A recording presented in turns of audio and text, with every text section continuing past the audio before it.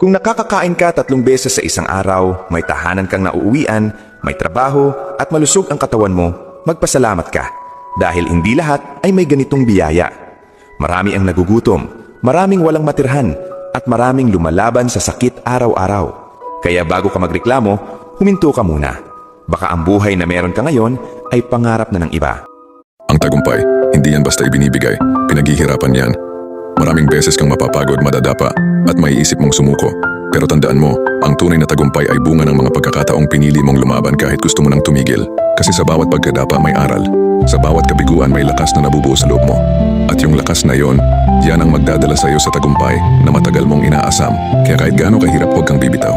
Dahil darating ang araw, mapapatingin ka sa langit at masasabi mo, buti na lang hindi ako sumuko.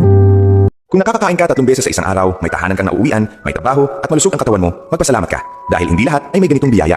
Marami ang nagugutom, maraming walang matirhan, at maraming lumalaban sa sakit araw-araw. Kaya bago ka magreklamo, huminto ka muna. Baka ang buhay na meron ka ngayon ay pangarap na ng iba.